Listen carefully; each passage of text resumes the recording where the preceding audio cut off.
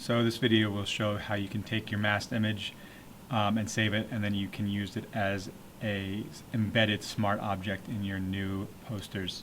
So the first step you want to make sure you do is you turn off your effects. You can always expand or collapse the effects with this little F of X button on the layer palette.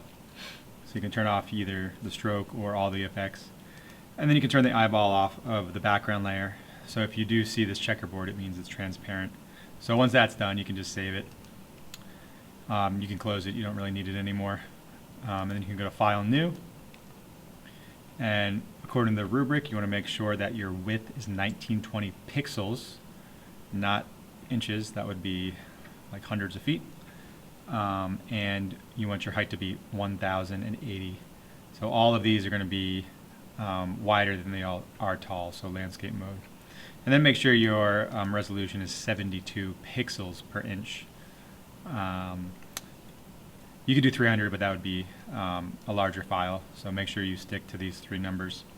The rest of it, it doesn't really matter, you can always change them later. So you can go ahead and hit create after you fix those three numbers, and it will give you something like this. Again, your background might be transparent or it might be black depending on what you picked before, but you can always fill that in with a paint bucket. And then once you have this, you can go to File, and you're going to want to place it embedded. So if you place it linked, it's going to link back to that other file.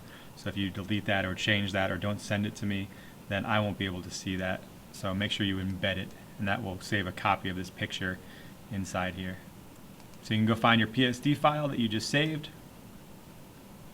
and when it pops up, it will give you this outline, and this allows you to move it. It allows you to scale it down or up.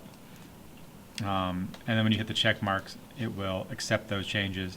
And if you notice this little icon on the layer palette, it will make it a smart object. That means that it is saved inside of here. So if you try to paint on it, it's not going to let you. It'll ask if you want to rasterize. Do not rasterize it. That will convert it from a smart object to a regular layer. So keep it as a smart object.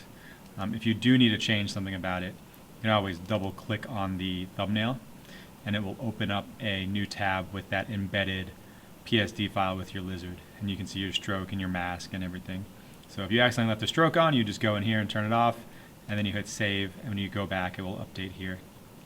So this is how you embed your mask picture into it. So this is another way you can make it a smart object.